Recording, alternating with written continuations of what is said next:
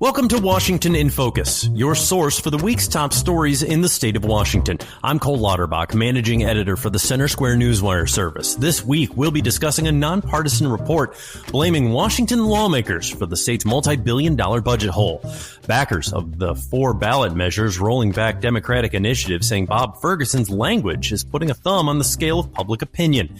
Seattle police overtime, creating budget worries, and Spokane looking to go on a road diet. That's ahead on Washington in Focus. I'm Cole Lauterbach. Do you care about school spending, classroom curriculums, and transparency policies in education, but find it hard to cut through the partisan noise? The nonprofit Franklin News Foundation is bringing you straight news reporting on education through Chalkboard News. We're talking news without spin. Franklin brings fact-based news that makes sense to everyday parents, teachers, and readers who have skin in the game. By donating to Franklin, you can help American families and communities receive the education-focused news they deserve. Become a supporter today at franklinnews.org/donate.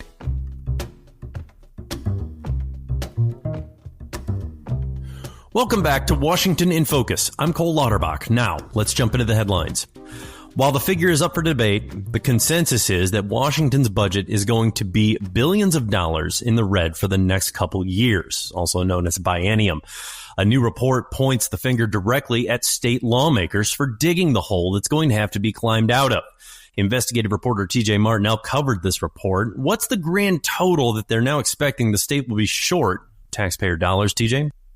The Washington Research Council estimates that the shortfall is now at $5.1 billion, though that could change depending on what the revenue forecast updates are next month and also what the caseloads are from the different state agencies that are sending out just the bare minimum of what they need to do to maintain existing services.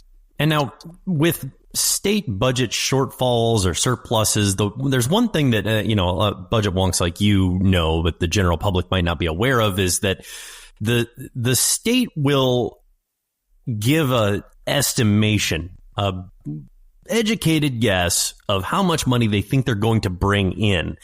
And that really is just that. It's a guess. And so they can say, well, we estimate we're going to bring $42 billion in next year, when they might have behind the scenes realistic look saying they're going to only bring in, $35 billion. But by doing that, they can say that, well, by overspending what they realistically think they're going to make, that they've balanced the budget. Now, how does this estimation that's just come out compare to other estimates we've seen for the upcoming biennium?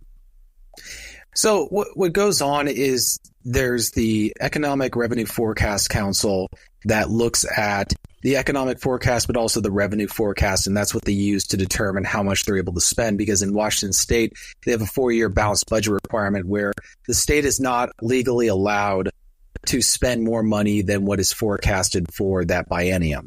And so that changes as the revenue forecast updates for that existing biennium. In this case, however, the Washington Research Council is arguing that this is not the result of a forecast change. This is the result of the state spending more money than they thought revenue was going to actually bring in. And this isn't for the existing biennium right now. This is for the upcoming biennium that they're going to have to set the budget for. So where they've got spending levels that were meetable for the existing biennium, but not for the upcoming one. And so that's where they're getting into the situation where they have a shortfall impending. Now, granted, as I said, it could change depending on what the revenue forecasts are for that biennium. But the problem is they have to set their budgetary spending at what it's forecasted to bring in at the time they're writing the budget, not what ultimately prevails. And they're laying this solely at the feet of lawmakers who hold the purse strings, correct? Yeah, they're definitely holding it to the legislators. They're making it clear that this is not the result of a revenue forecast drop. There's been some drops, but they're not. It's very insignificant compared to the amount of money that they're actually spending. We're talking like $39 million. And it's not the result of any kind of tax revenue source being repealed, as we could see with some of the initiatives that are on the ballot this November. This is stuff that is existing now. So even if those initiatives pass, that's not going to have anything to do with this budgetary shortfall that's existing right now. Yeah, right. Those are separate buckets. But I mean, Right. but like we had seen in the analysis of those other separate buckets, the state's departments, transportation, DNR and such, they are crying poor. But if you listen to what they're saying in other committee hearings, we have found, and you reported on this, that the state's different wings of administration almost uniformly have more money than ever. Right. And they're also been spending more money than ever. The Washington Research Council put out a graph recently showing that, just as comparison, back in the 2011-13, they were spending $32 billion in the state operating budget. And this is for the 2-year period. Now we're, 10 years later, 11 years later, they're almost at $90 billion. Mm-hmm. So, and if you adjust it for inflation, this is according to the Washington Research Council, if the state kept its spending at exactly what it was spending back in 2011, 2013, they would be more at around $42 billion or $43 billion. So the spending has increased. Even if you adjust for inflation, they have doubled spending in the operating budget. Now and we've seen this in other states, municipalities, school districts, my goodness. But what happened during the COVID-19 pandemic was the federal government basically opened the spigot, started printing money faster than ever and sending it off with very little to no oversight as to how the money gets spent. You saw COVID money that was meant to stop the spread and help these school districts who suddenly are losing funding be, swimming pools, football fields, hockey rinks. All sorts of questionable spending. Is Washington state government in the same situation where the massive increase, you said 40 to 90 billion roundabouts, is that attributable to the massive increase in COVID money that came in and now they're attempting to keep the spending at that level? Possibly, but it would be indirectly correlated because Washington State's operating budget is constrained by state revenue, not by federal revenue. So even if they got $200 billion in federal funding for the operating budget, the amount that the state's spending that is based on state revenue has to be constrained to state revenue. So that's kind of a separate thing. So that's the way it controls what's going on. And so that they don't end up with a budget that's not balanced. That was kind of the whole point of the 4-year balanced budget when it was first enacted. It's possible that they spent money on stuff that just wasn't either sustainable or it's stuff that requires ongoing recurring expenses, expenses, maintenance and preservation. Or it was just, it was kind of like discretionary spending, whereas depending on what they were allowed to use the money for, because, there's, for example, in the transportation sector, there's a lot of maintenance and preservation. This is a separate budget. The transportation budget is separate from the operating budget. But there's all this new spending, and yet you have situations where there's things that are not, that need funding or need investments in. So it's a very interesting situation that the state is spending more than it ever has, even if you adjust for inflation. And they're looking at a shortfall, yet their revenue sources have never been more abundant in terms of bringing in new taxes.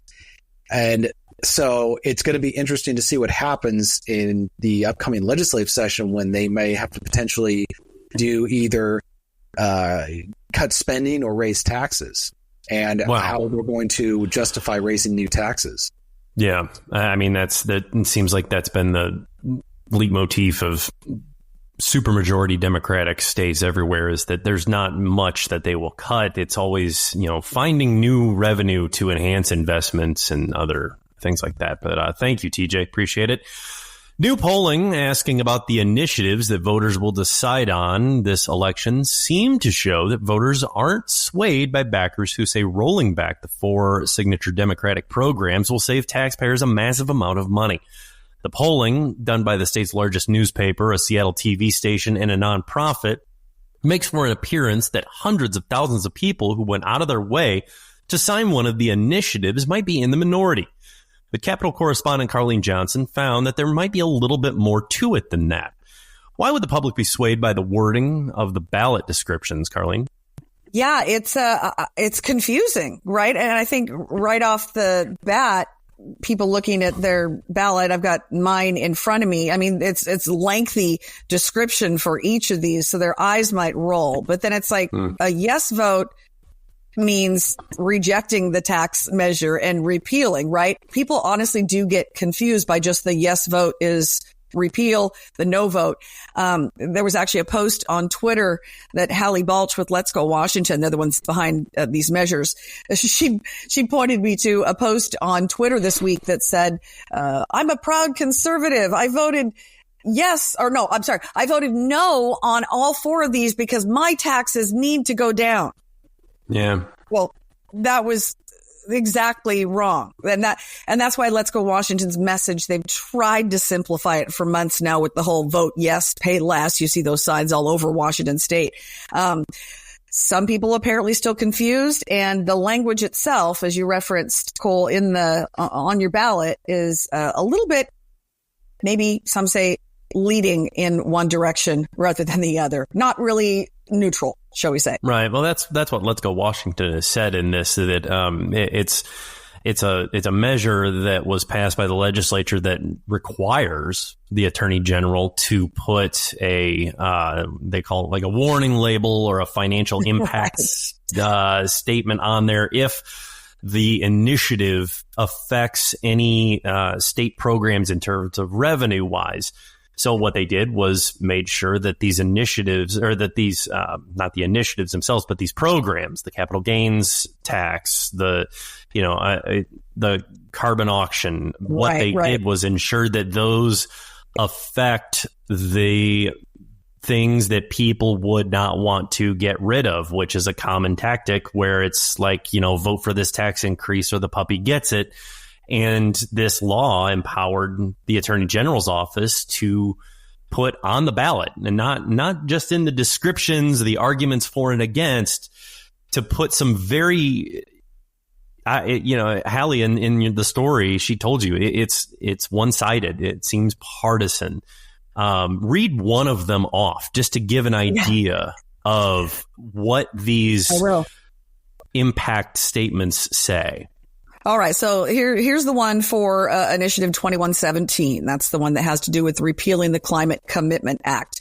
I think the first line will confuse people who haven't paid attention. Maybe it says Initiative Measure Number 2117 concerns carbon tax credit trading. Now, did you gloss over there? And we lost some people already at that point.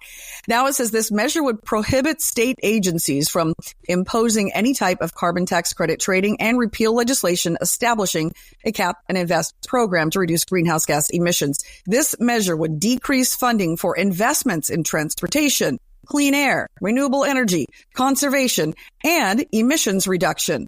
Should this measure be enacted into law? Right. So, I mean, and that's the language that Ferguson was allowed to write on there. And it makes it, according to Let's Go Washington, this will affect people's, opinion of it. And it's one-sided because, I forget exactly what Hallie said, but she said that there should be other language in this because there's so much to it for voting to repeal in terms of the effect it would have on taxpayers, on commuters. Right. And that would be, and that's to be fair, that's in the voter's guide, right? I mean, the voter's pamphlet. Do people really read those pro and con messages in length? Do they spend the time educating themselves? Leaning towards no, yeah. But okay. I mean, some of us stupid political wonks do. And so I've got some pages dog-eared that I want to go back and look at some of the, judicial races and that kind of a thing. But you're right. Most people don't. They don't look at it. They don't pay attention. So like Hallie Balch with Let's Go Washington said, she wishes that the ballot language itself included an unbiased, non-political message, so that it didn't seem so one-sided. Like, repealing 2117, your, gas prices will go down. I mean, that's fact-based, right? On when it was implemented, gas went up anywhere from 20 to 50 cents almost overnight. And your grocery bill, some of your groceries are going to cost less because all those goods to market is costing more. We pay for that. Your power bill. I mean, so there are fact-based things that Let's Go Washington wishes would appear on the ballot. I mean, then you add on the confusion of yes means no, no means yes. Yeah. The double negative, yes to get rid of, no to maintain is very confusing. Thank you, Carlene. Seattle's police force is one of the nation's most understaffed when considering officers per capita. Unlike most other professions, keeping a certain number of officers on duty has to happen regardless of the staffing issues. This means overtime, so much so that the department is spending tens of millions of dollars just to have its officers crossing the 40-hour-a-week threshold. Seattle reporter Spencer Pauly covered the latest update from the department. What's the overtime budget set for now, Spencer? So the issue is getting worse and worse here, Cole, and the overtime budget for this year is set to topple over $66 million if Seattle Mayor Bruce Harrell's 2024 supplemental budget increase of $12.8 million is passed. And then for next year, on top of that, there's an additional $10 million being proposed towards overtime.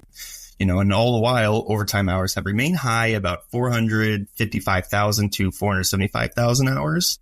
But notably, that is a 5 to 10% decrease from 2023. Right. Now, this was proposed. This was in a presentation to Seattle City Council members. They didn't seem too enthused about these numbers. No, not at all. I would say no one was really pleased to see the funding for overtime increase. For example, Tammy Morales said Seattle Police Department needs to better manage overtime usage because the continued increase seems to be never enough. And amid the $250 million budget deficit, which she referred to, she said, we can't just keep increasing this funding. And when is enough going to be enough?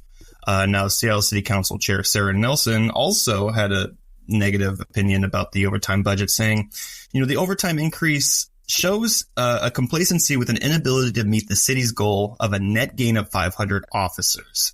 Now, that was a goal that was set in 2022, and Cole, unfortunately, there still continues to be a net deficit in the Seattle Police Department. And then also you have the Seattle City Council member, Bob Kettle, who is the Public Safety Committee chair. He said, it's going to take the council's whole term to fix this shortage. And he points the finger at the previous council, saying this is the damage that they created. And this is our main job now, is to try to fix this. Yeah. Now, there's something to that because of the initiatives and the ordinances that were passed. A lot of law enforcement representatives and others have said it's had a chilling effect on recruitment, and it's had an effect on attrition, where people are taking buyouts. They're taking these early retirements. Now, other than staffing shortages, what else is causing overtime to be utilized more? So city staff kind of countered Councilmember Morales' points there, saying the patrol augmentation, having to put people from detectives back into daily patrols causes overtime issues, but also special events need officers. And they point, the finger at the Seattle Kraken, the men's hockey team. They're on their 4th season already now in Seattle, but these are special events that require patrols. We're seeing more and more special events like the MLB All-Star Game or the Winter Classic where they play outside. Don't you have a big multi-country event coming up sometime soon, next couple of years, that is I forget what it's called. The Olympics, right? No, the 2026 FIFA World Cup. Or the World Cup, that's even right. Bigger than the Olympics. Right. Yeah, and the most popular sport in the world is coming to the Sound area, and it's probably going to be just as expensive. And that was in 2026. I will say, imagine the overtime budget for that year, just to cover that. It's going to have to increase even more.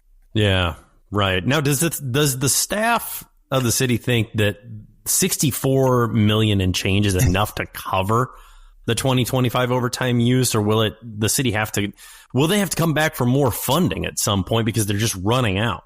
They said highly likely they will have to ask the council for more funding. They said that point blank there.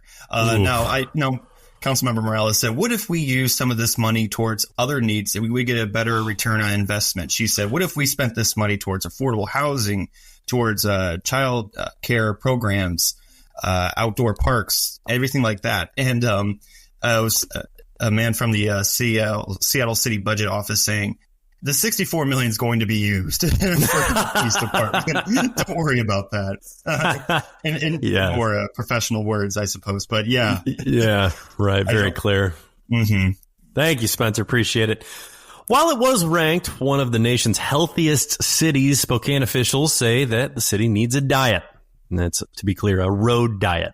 Eastern Washington reporter Tim Clouser covered the city's announcement of their newest initiative. What's the term the city people use to describe this plan, Tim? Well, low cost and temporary were thrown around quite a bit to describe what they called adaptive design strategies, a type of traffic calming measures. Adaptive design strategy. Yes. Thank you. Yes. Slows traffic and frees up street space for pedestrians and cyclists.